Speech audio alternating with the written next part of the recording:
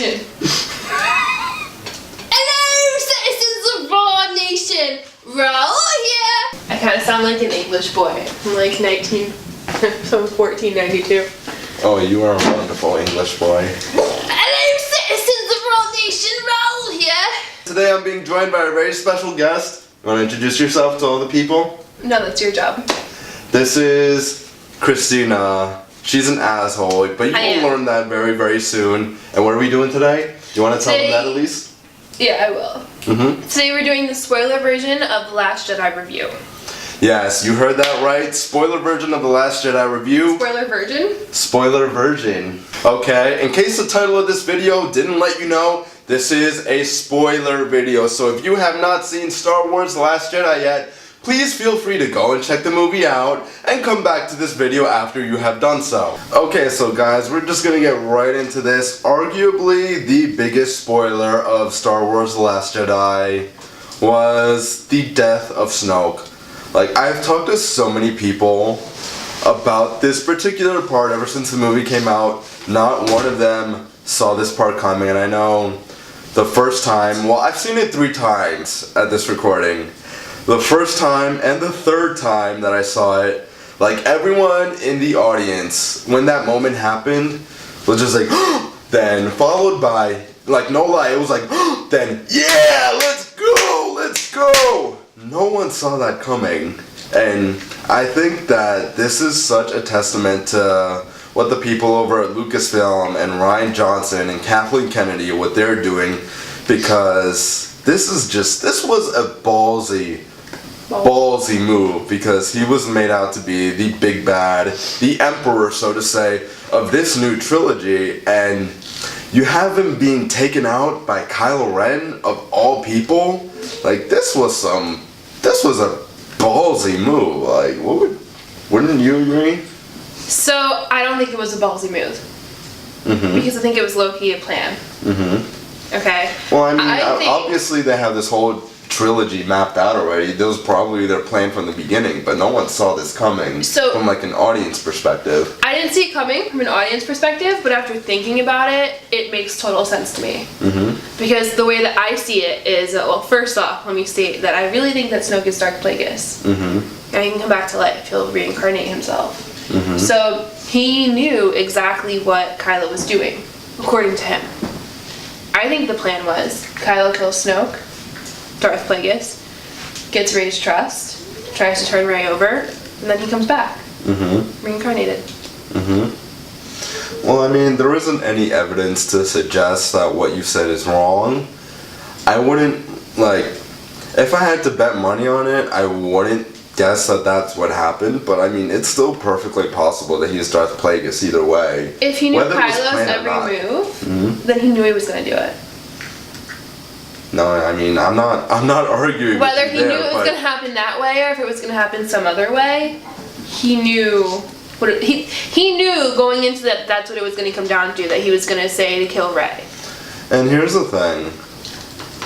It shouldn't be surprising to us like Kylo Ren did. I mean, I was surprised at first time watching the movie. Obviously, I was surprised that something like this happened. But upon really thinking about it, it's like, killing your master is a Sith tradition. It happens all the time. That is what if we are to believe any of the previous 6 Star Wars films, killing your master is like, it's a way to the dark side. That's what Anakin killed Count Dooku because Palpatine was sitting there just fucking do it. And Anakin even says in that scene, that's not the Jedi way, I shouldn't have done that. Palpatine reveals to Anakin that he is really Darth Sidious. What is the first thing Palpatine says? Oh, strike me down, and your transformation will be complete. I feel the anger flowing within you. And then you can arguably say the same thing about Luke and Palpatine and Darth Vader at the end of Return of the Jedi. Because that's one of the things that Palpatine says to Luke too. I can feel your anger flowing right through you. And then freaking Luke almost kills Darth Vader at the end of Return of the Jedi before he's able to tone it down, bring himself back to his senses, you know? So let's move on to Phasma. What do you think about Phasma? I think that Phasma was wasted. once again, just like she was in The Force Awakens, they really built Phasma up like so much. They made her out to be like the Boba Fett of this new Star Wars trilogy. Ever since The Force Awakens, Force Awakens comes out, everyone's like all excited about all these new characters. I mean, Finn, Rey, Kylo Ren, and Phasma. And Phasma looks so freaking cool. You see her in all the trailers, all the toys make her look like a badass. And what happens to Phasma at the end of Force Awakens? She gets ambushed by Han, Chewie, Finn, and they don't even do anything to her. All they did is just go up there and say, put the shields down. And she obliges without a fight. And then she apparently gets thrown in the trash compactor. The Last Jedi, I will give her a little bit of credit because she at least had a fight scene in this one. But, she wasn't even in the movie that much. She probably had a screen time totaling like 2 minutes, and she gets her ass handed to her. And that's just, I've given up on Phasma. Like, the recent Phasma novel that came out was an excellent novel, and the character in that novel was great. Phasma in these movies is not that character. So, and apparently she dies. She gets blown off the spaceship. That's what we're led to believe. There's still a possibility that she is alive. She has all that freaking armor and shit. Unless, I don't know if she'd be able to breathe in space, but anyway. I feel like she was wasted. She's gonna come back. It's kind of an ongoing joke in this trilogy. She gets 2 minutes of screen time. She goes to all the interviews with the TV hosts, and she gets 2 minutes of screen time. Christie too. She plays freaking Brienne of Tarth in Game of Thrones, and she's wasted in this movie. She's a fucking badass on Game of Thrones. Never seen it. Oh, and you're one of the 2 people on the planet who hasn't. Better things to do. Like watch Star Wars. Yeah. So she'll be back. She'll be back. She'll definitely be back. You really think so? I do. I do. I think that there's a possibility, but I wouldn't bet my money on it at this point. I'm not going to bet money on it, but it kind of seems like it's an ongoing joke at this point. Like, ooh, she's there for all of 2 minutes. See you guys next time. But here's the thing though, let's say if they did bring her back for episode 9, they put her in all the trailers, all the marketing, do you really think that they're going to be able to trick us again? Into thinking that she's that they're going to be able to trick us into thinking that 1, she's going to have a significant part in the movie, and 2, that she's not going to be wasted and she's going to be the character that she was meant to be. This is why I don't watch the trailers.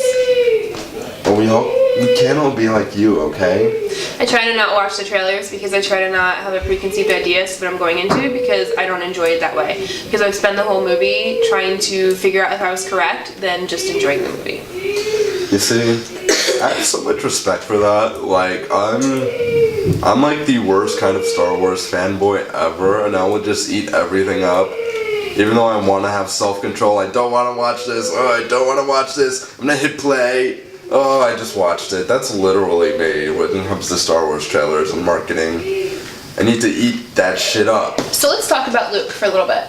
Yes, let's talk about Luke Skywalker. Luke Skywalker's my boy, man. So the last time that we saw Luke at the end of The Force Awakens, we're left on a very huge cliffhanger. We see Rey. Literally, yeah. We see Rey walking up to Luke. She holds out the lightsaber in front of her, and then the credits come. Yep. That is what we see, directed by J.J. Abrams, and everyone in the whole audience watching The Force Awakens the first time was like, "Ah, really?" Now we have to wait 2 years to see what Luke Skywalker says, what his reaction is. And in those 2 years, we spent a lot of time thinking about if Jedi was plural or singular. That is, okay, honestly, that is arguably, in my opinion, the dumbest debate ever. I mean, okay, Jedi's plural or singular, who the hell cares? I mean, to some people that was a big issue. To me, I never cared. I did. I know you did. So let's talk about his portrayal in the movie. What did you think about his portrayal? Okay, there's been a lot of opinions about his portrayal in this movie. There's a lot of people saying, this is not the Luke Skywalker that I know. He is completely different from what he was in the original trilogy. People change. Yeah, that's exactly where I'm going. Luke has always been the one who saves everyone. Every time there's an issue, they call the Luke. So I'm gonna quickly jump over to another fandom real quick. I'm gonna jump over to Dragon Ball Z because I think we can kind of relate this for a minute, where the gang Shout out to Dragon Ball Z fans. The gang tries to hold whoever they're against at that time back, and generally it's Gohan or Trunks who's left standing, or Piccolo. And then mysteriously Goku comes right in time to help save the day, and then he goes off to train again. And it kind of seems like in Star Wars, the Rebel Alliance will go and try to save someone or hold someone back, but the minute Luke gets there, don't worry, he's got it. And it seems like all of his life he's been that guy, and now he just wants some solidarity to just be himself. Think everything he just over. wants solidarity. I mean, I think throughout all these years, Luke really, especially after Return of the Jedi, he knows what his place in this universe is. He knows what his purpose in life, and he has mastered the ways of the Force. To me, what I think might be off-putting to some people is the fact that he's actually kind of a dick to Rey at first in this movie. I don't think so at all.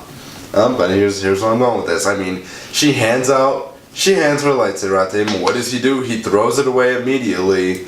But what I think there's a couple things that I think some people might be failing to understand. Well, what everyone is forgetting is that all of his Jedi career, everyone's done that. Everyone's done that. And now he's at a point where he's questioning his beliefs, what he's doing. He feels like he failed Ben Solo. He feels like he failed everyone because Ben Solo is now Kylo Ren. He doesn't want to be responsible. He doesn't want to fail anyone. Exactly. And by isolating himself in this island, he feels like he's sort of doing a service to everyone else because he feels like he's the cause of everything. So when Rey comes and he gets this sort of invitation to be invited back into this grand adventure, he's like, no, I don't want to do this again. I think a lot of people, after watching The Force Awakens and saw that last scene and how that last scene ended, a lot of people expected for Luke to just be like, oh, hey, young child, come with me. I'm going to train you. I'm going to help you become a Jedi. You found me. You did all this work. Now in we're reality, ready for you. What we really got was like a grumpy old man, get off my lawn, Luke Skywalker. And that's exactly what he is, and that's what he deserved to be at this point. Exactly. I gotta say that the transformation of Luke Skywalker in this film was really something special. What do you think about how Luke was portrayed in this film from beginning to end? I think he definitely had a huge change of heart. He grew as a character. He definitely grew. Definitely. Because he was definitely dwindling on the past of what happened with Ben Solo, and he had cut that in for so long. Definitely. And once he started to realize that it's what's going on is bigger than him, he started to change and understand that this is what I'm meant to do. This is my place in the world. So now that we've been talking about Luke, why don't we switch over to Rey for a little bit? Because Rey and Luke spend a lot of the movie together. Rey's my bae, okay? Y'all see her? I love her. Shout out to AJ. AJ gave me this. He works at a pet store and he gave me this. Fucking love AJ for giving me this. Okay, so what do you think about Rey in The Last Jedi? Well, let me ask you, what do you think specifically about Luke and Rey's relationship? See, they have a very complex relationship. It's very passive-aggressive. And I kind of feel like we also saw this between Han Solo and Rey in The Force Awakens. Rey is someone who she's been pretty much on her own for almost her whole life. We don't know how old she was whenever she was given away, left on Jakku. But she's been pretty much on her own. In The Force Awakens, I feel like she kind of saw Han as a bit of a father figure. The same goes with Luke in The Last Jedi, but only to a much more further extent, if you know what I mean. Yeah, this time around it's not all fatherly and good. This time it's a bit of heads bumping into each other. Definitely. Oh yeah, definitely. Pushing each other away and pulling each other back together. Helping, but not helping at times. I think that's a good way to describe the relationship. But, I mean, it's kind of like when you're a teenager and like you don't get along with your parents, but it's like you're constantly fighting and arguing with each other, but deep down inside you know that you love each other and you want the best for each other. And you're there for a reason with each other. Exactly, and I feel like that's what we get out of Luke and Rey at the very end. There's a very touching moment at the very end of the movie when Rey is talking to Leia and she's like, I felt it. Luke's gone. But it wasn't sadness or pain, it was peace and calmness.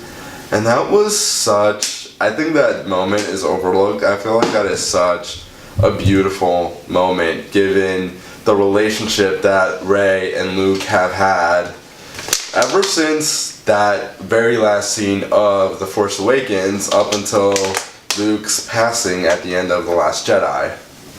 So why don't we talk about Rey's actual parents, since we just discussed how Luke kind of becomes like a teenage angsty father figure. So let's talk about Rey's actual parents. Do you think that Kylo was being accurate when he revealed that they were junkies? Oh yeah, absolutely. It's not even the fact that Kylo says it. Well, there's two things. In that same scene where Kylo says it, he says admit it. Like as if she's also... And she says it before he does. They were nobody. And then earlier in the movie, we get that one scene where Rey is in the cave and she's looking into this mirror thing. I'm not really 100% sure what that was. We get these two dark figures walking towards her. And everyone in the theater, myself included, I was like, oh my god, there's about to be a big epic reveal. Oh my god, oh my god. And then those figures, as they're walking towards her, they morph into one. And then everyone's like, oh, well, okay. And then as the figure gets closer and closer and closer, you see it's really just Rey looking at herself. And that is, to me, that is confirmation that she didn't come from anyone significant, that she was the only person of significance, that she was the all-powerful. Her past, it doesn't matter who her parents were. It doesn't define her future. It doesn't define her future at all. Speaking of her future, do you think she has a future as a Grey Jedi? It's very possible at this point. So going into this movie, a lot of us thought that Luke was going to be Grey Jedi. But I kind of have a feeling that Rey is going to be a Grey Jedi. What do you think? I mean, it's certainly possible at this point. There's so many ways that the story could go at this point.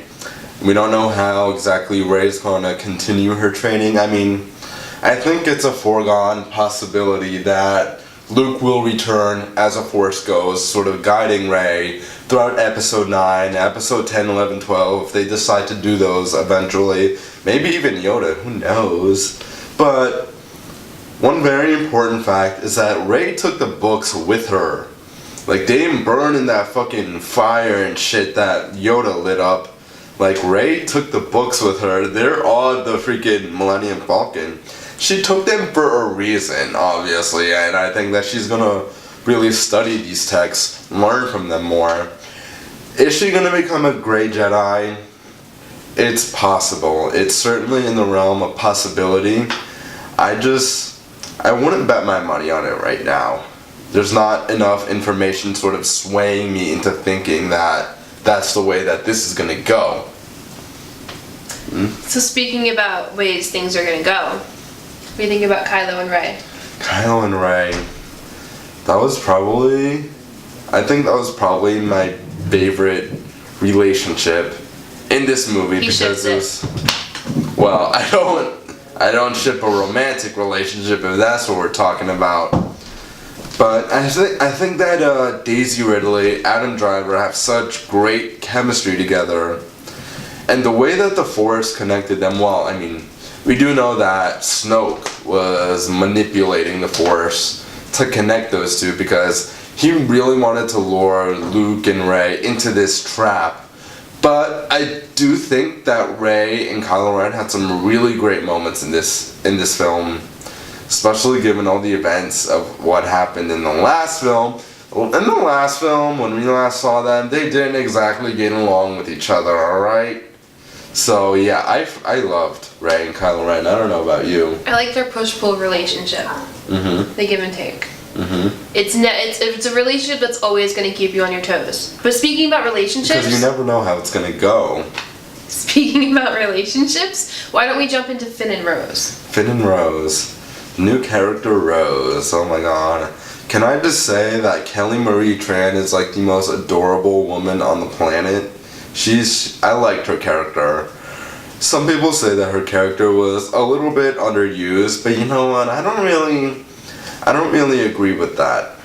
I think that she wasn't a character that was meant to be used a lot in the first place, but we had her in the right bit of doses, and I liked all the different... She added so much weight to Finn's storyline. Can I stop you for a second? Yeah. Completely irrelevant to what we're talking about, but can we talk about Billie Lourd's character? Billie Lourd. I love how much they used Billie Lourd in this movie. They used Billie Lourd a lot. And not a lot, but significantly more than Force Awakens. I loved Billie Lourd's hair. I love that she's continuing with the space buns. Shout out to her mom. I love Billie Lourd as a human being. So She is wonderful. Back to Finn and Rose. I was lucky enough to have seen Billie Lourd at Star Wars Celebration this year, but back to Finn and Rose. Let's go. The future of Finn and Rose. Finn is gonna get it in. That's what I feel. I already just said my part. I winked. So no. So how do you feel about their storyline? I feel like there's a lot of criticism about their storyline. Their storyline, as of right now, is seen as the weakest part of the film, which I more or less agree with. It's weak, but it's necessary. It's very necessary, but you know what? There's so many people saying that they downright just hated this part of the movie. I don't necessarily fall into that category. Well, I will say, like I said in my spoiler-free review, I definitely was a lot more invested in the storylines between Rey and Luke and Poe. There have been worse parts of Star Wars. Yeah, there like have Jar been Jar very Binks. much worse parts of Star Wars. Hashtag Jar Jar shot first. Stop giving out my Instagram handle. But anyway. Follow me on Fidocracy at Jar Jar Shot First. Shut But up. anyway, well, I was not as invested in the Finn and Rose storyline. I was entertained by it, I will say that. It wasn't as well structured, but it was entertaining. I do want to say, though, that the Finn and Rose storyline, although it was a weaker part, it definitely did help break up and leave tension and keep you on your feet with the Luke and Rey story. It was a good break from the more emotionally draining parts of the movie. It was definitely more light. Oh yeah, definitely. I want to ask you something though. Did you think that in the battle at the very end of the movie, were you convinced that Finn was going to die when he was about to sacrifice himself? I did think that. I was so concerned. I was like, this is it. Finn died as a hero. And then Rose was the hero. And then Rose came, she saves his ass. And I feel like that was such a beautiful Star Wars moment. So, speaking about the future of Finn and Leia, oh my god. Do you ship Finn and Leia now? Speaking about the storyline of Rose and Finn, why don't we speak about Leia's storyline? Leia's storyline... I must say, halfway through the movie, when she's off in space, I thought they were writing her off there. Oh yeah, definitely. But you know what though? At the same time, I wasn't 100% convinced, because normally when you kill off a major character in a major franchise like Star Wars, it's so much more emotional, and that scene, they didn't really treat it that way. She was out in space by herself. They didn't really treat it that way though, not like when fucking Han goes out in the Force Awakens. But that would have been such a peaceful death. So let's talk about Leia's future. How do you think she's going to be written off? I don't want her to be written off. Carrie Fisher's dead. I'm sorry I know to break that the she's news to written you. off, but okay. Listen, this might be the unpopular opinion here, but I really don't care, okay? Carrie Fisher's dead. It's very sad. I heard we she's all not love being her. brought back in CGI. We all love her. They did say that they're not going to bring her back in CGI. Just recast the damn role already. Okay, I know a lot of you guys are probably screaming at me right now. A lot of you guys are like, oh my god, how could you say that? Okay, listen, How could you say that? I love Carrie Fisher as Leia. I grew up with her. She's like such an important part of my life. Listen, I broke down and I cried for like a fucking half hour when I first heard the news that she died, okay? And I was not in it for like the rest of that entire week, alright? I was so out of it. Only a week? Yeah, How pretty heartless. much. How heartless. Carrie Fisher, she spent 40 years of her life working and developing this character, and it's very sad that she's not going to be the one. No one else is going to be able to replace her. Listen, it's very sad that she's not going to be able to complete this arc that she has been working on for so long. Disney killed off all the original members anyway. Okay, I mean, they've been killing off the original members, but if we are to believe what Kathleen Kennedy has said, is that Leia was supposed to have a huge part in episode 9. Like, significantly bigger than what she had in The Force Awakens or The Last Jedi. I think they're going to say that she was off on a rebel base, or she was off on a ship, and the ship is no longer with us, or the rebel base is no longer with us because it was blown but here's the thing though. She's been working on this character and this legacy for 40 years now. It's sad that she didn't get to complete it, but are you just gonna throw the character away like that just because she's not able to complete it? No, that isn't fucking not what Carrie Fisher would want. Carrie Fisher would want someone. Carrie Fisher would be like, okay, I want you guys to finish this storyline for me. And trust me, you can go out there, you can find a talented actress to carry this through to the finish line and finish whatever storyline that they had for Leia's character.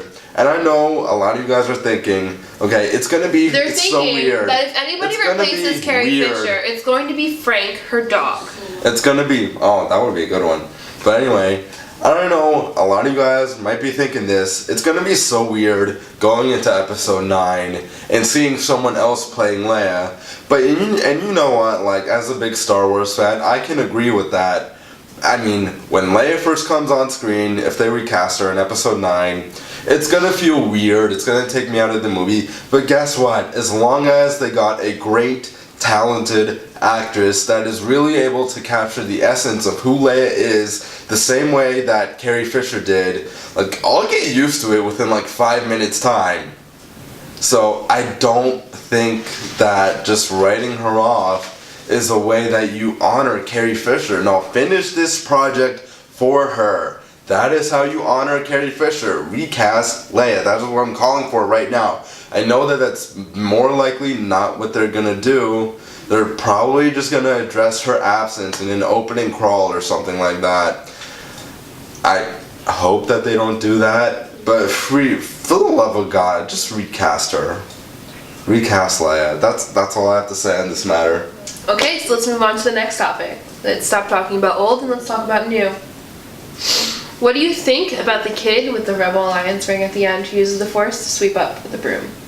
I think that kid is, a lot of people are speculating. Doesn't he remind you of like a really young Anakin? He does. I think that a lot of people are sort of over-speculating him.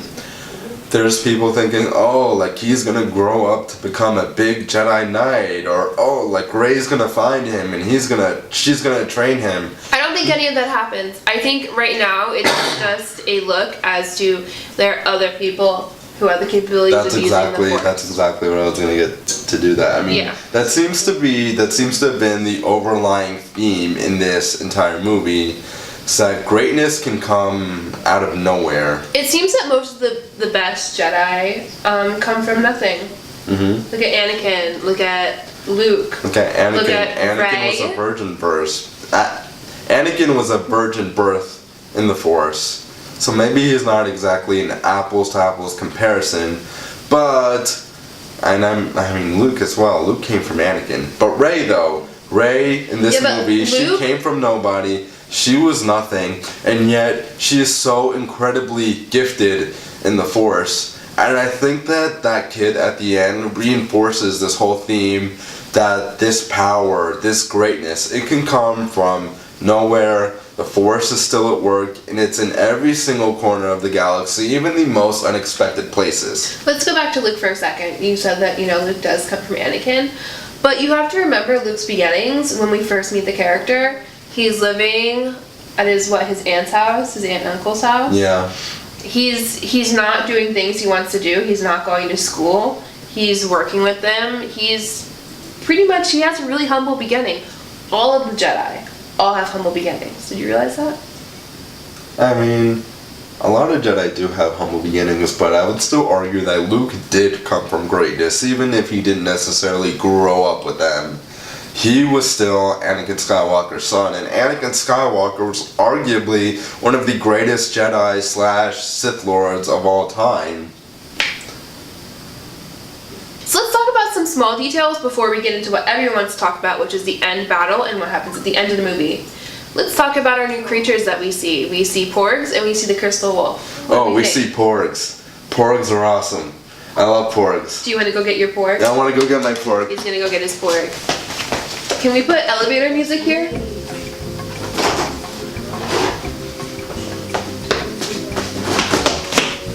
You just tripped. I don't know. This is the rug I tripped on earlier. I don't know how much of this you guys can actually see this, but this is my porg. What the? In comparison, Wait a minute, this thing, like no lie, this thing hasn't talked in weeks. Now it's talking all of a sudden when it's on camera. Because I'm here. So in comparison, I'm 5'10". So you can understand how You're probably cut off right now, but it's okay.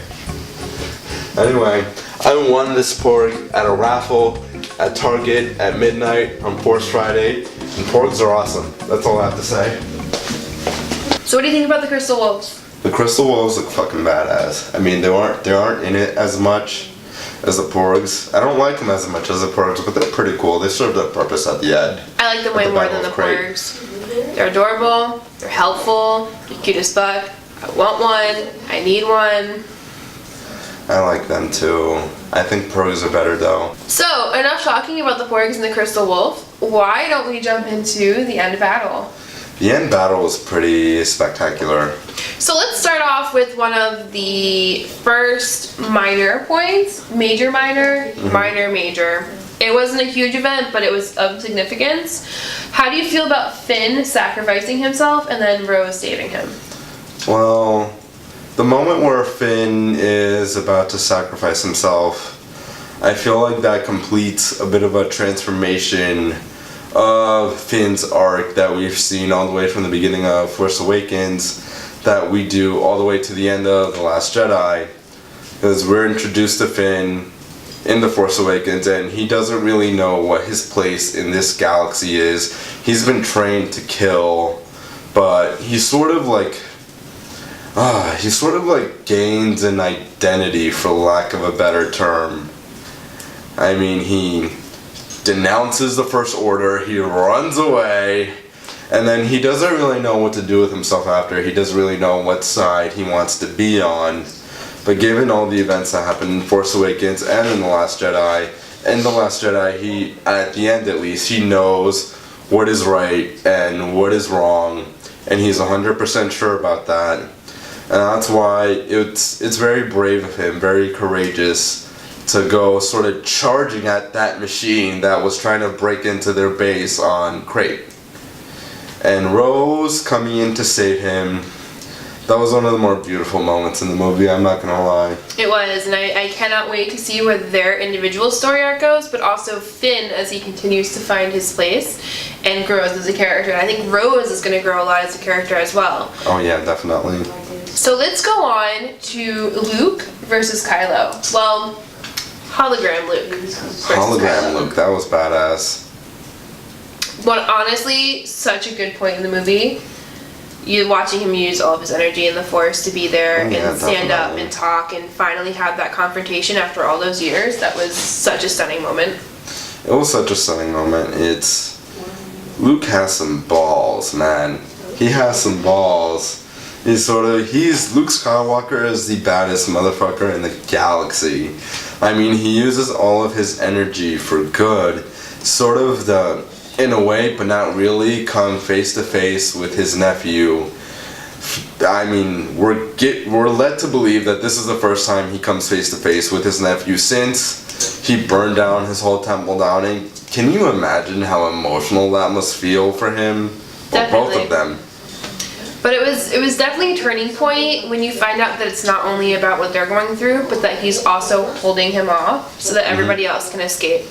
Yeah, because Kylo Ren is very impulsive. He's very emotional, very unstable. He's my favorite angsty Disney princess. Oh yes, he's the greatest Disney princess Queen. ever. He is a queen. And Drama queen. Kylo Ren, I don't know what's with Kylo Ren. I mean, I like him as a character, but I don't know how he's gonna do leading the First Order. Because as soon as he sees Luke, he's like, I want every gun on him right now, immediately. Don't stop until I say stop.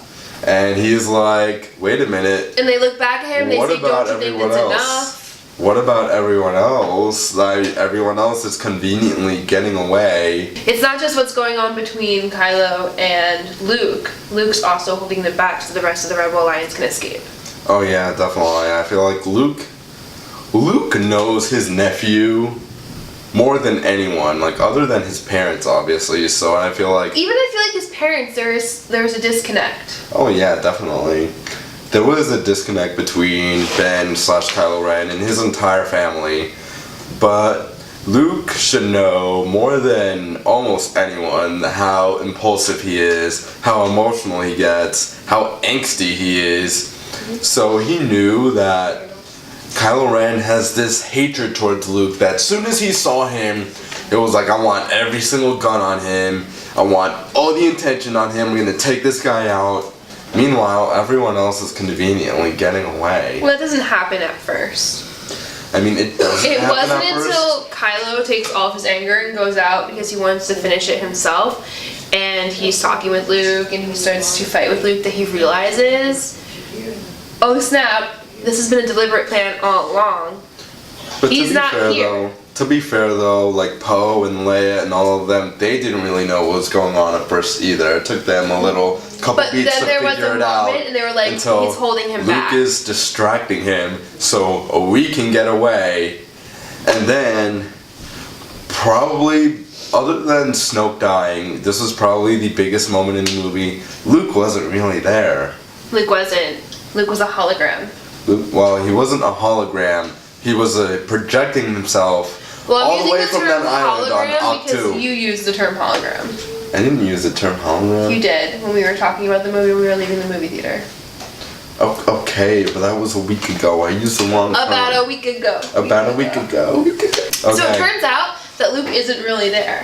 Mm-hmm. How did you react when you saw this? At first, I was really sad. There was like a pit in my stomach when all the guns shot at him and he walks out. He goes, he brushes off his shoulders and then he comes down. I'm like, this is it. Something's gonna happen. And he goes to hit him with his lightsaber right across his stomach and it goes straight through him. It goes right through him. And then you can pinpoint the exact moment that Kylo realizes that something else is going on. Something is off. Yeah. And he's like, and then it cuts back to Luke on that island. He's like, yeah. Like Except that. he didn't look constipated like you just did. But it was a big all moment. his force, all his strength. Yeah. And then he disappears into his robe. He becomes one with with the the Force. And that was a really beautiful moment. So, what would you say is your thoughts on the conclusion of Luke's storyline, all the way from the beginning of A New Hope to how he ultimately ends in The Last Jedi? I'm satisfied with his. I am not satisfied with most people's demises, but Luke's I'm fully satisfied with. Luke is my man. Like, But I grew up with Luke. I couldn't have asked. Like, I'm not gonna lie, at first I was a bit disappointed that we didn't really get to see him kicking ass with a lightsaber. But There were no lightsaber battles. Upon reflecting on it, I was like, you know what? I could not have asked for a better send-off to a character that has meant so much to me as I was growing up. It was beautiful. There were no 1 versus 1 lightsaber battles. No, not at all. I think that's a very ballsy move for a Star Wars saga film. So, that was one big turning point for the movie, but we get hit with another right after that. They follow the crystal wolves, and they end up at a wall that's all rocks. And on the other side of that wall, Chewie and Rey pop up. Rey comes down, and she uses the Force to move the rocks. Now this has me literally shook. Okay, I am quaking right now because I am so angry. I'm so angry. I'm angry because if you look back at the other movies, the training to become a Jedi felt like like an eternity. And Rey's training was what, 10 minutes? Okay. I'm frustrated. Okay.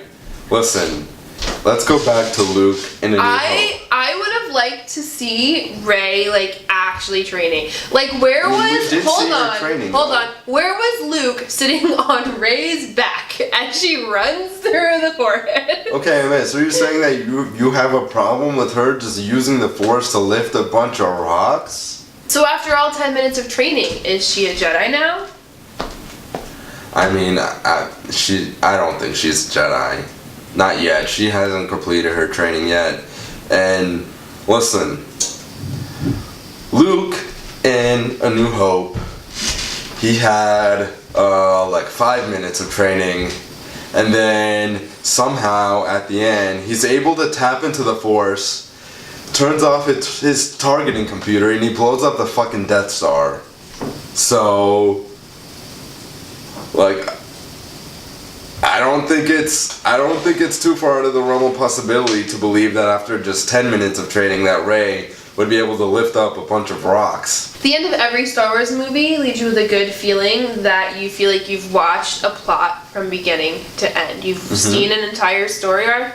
You've seen the story be taken and then ended at some point. Not all the points, but some major points. And I feel like with The Last Jedi, there are a lot more questions because the only thing that really ends for us is Luke. Not a lot that was started ends. Well, I mean, Luke ends, his story arc ends. And that's it. And Rey, her story arc progresses. It definitely didn't come to its full, complete end yet. But it just left you with a lot of questions. But I will say though, this whole arc that happens between the Resistance and the First Order, I mean, that definitely has a definite end to it in this movie, because the Resistance is in a far worse spot than they were at the beginning of the movie, and we're really seeing the beginnings of hope, the beginnings of restoring the rebellion back. Well, we're seeing the beginnings of A New Hope. Another New Hope. I can confirm it right now. That's going to be the title of episode 9. So, let's go to our overall score and overall thoughts and feelings. Okay, listen. I'm just reiterating this because y'all who watch me, I did this in my spoiler-free review. Not much has changed. I haven't seen it again since I shot my spoiler-free review. I'll probably go see it once or twice more while it's still in theaters. I'm seeing it tomorrow. Awesome. But yeah, not much has changed. I still give it a 9.5 out of 10. This is a fantastic movie. Whether you're a Star Wars fan, you will love this movie if you're a Star Wars fan.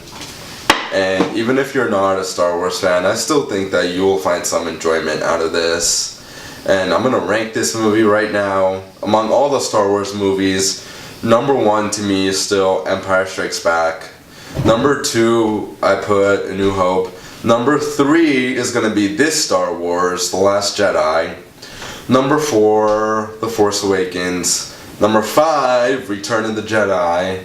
Number 6, I put Rogue One. And 7, 8, 9, Revenge of the Sith, Attack of the Clones, Phantom Menace, the ones that are irrelevant. So what are your overall thoughts and score? So I'm going to give The Last Jedi an 8. I'm not a huge fan of the way that Ryan or J.J. Abrams have taken the new films. It's not that it's better or worse than when George Lucas was working directly on them. The only difference is that it's different. and that's it. It's very different. And for me, it just sits differently, and I feel like it's something that I need to watch. Again, I've only seen the movie once. I'm not RAWR. I haven't seen it every single day since it came out. So for me, I would have to sit on it a little bit more, so I'm going to give it an 8. I think that as a standalone movie, for someone who's not a Star Wars fan, definitely very easy to follow, and I think that you would enjoy it a lot. As someone who is a Star Wars fan, I think I need more time to sit and dwell on it. To be fair though, I walked out of this movie the first time, like, I know that I liked it, and I was enthralled by it. I didn't exactly know, I didn't process everything yet, I wasn't able to, but I definitely enjoyed it a lot more the second time. So even if you're a Star Wars fan, and you're unsure about it, and you've only seen it once, go check it out a second time, or even a third time if you have to. Absolutely. In fact, when we were leaving the theaters, I think Fro got it on Snapchat too. He asked me what I thought of the movie, and I couldn't give an answer. I was so emotional and so speechless. Her exact words, I am so emotionally unstable right now. Those were my exact words, actually. I agree with Raul. I think if you are like a big Star Wars fan, you definitely do need time to dwell on it. Watch it a second time, watch it a third time, go back and pick up the things that you might have missed the first time. You're going to be in such awe. You're gonna miss a lot of things the first time, I know I did. Yeah, you want to go back and you want to go back and analyze things. You want to see the build up before it happens, because now you know what the events are in the movie. You can pay closer attention to how those events built up and the small details that you've definitely missed first time around. Most definitely, so I suggest that if you saw it once and you felt indifferent about it, or if you didn't like it, go check it out. Give it another chance. Time or twice, however many times you feel like it, because it's a different experience on repeat viewings, definitely. So, Star Wars The Last Jedi, have you guys seen it? Did you like it? Did you dislike it? Do you agree with us or do you disagree with us? Comment down below. Let us know if you enjoyed this video. Make sure you leave a like and subscribe today for more content. And tell me why I'm wrong. Farewell, citizens of our nation. Catch you all next time, and hopefully you'll see her around again sometime soon. You'll be back, won't you? You like us. This was fun. He didn't pay me enough. Well, okay. To be fair though, YouTube pays shit. I promise next time I will pay you more than $1 for a video, okay? I spent more of that on gas. Okay. Bye guys.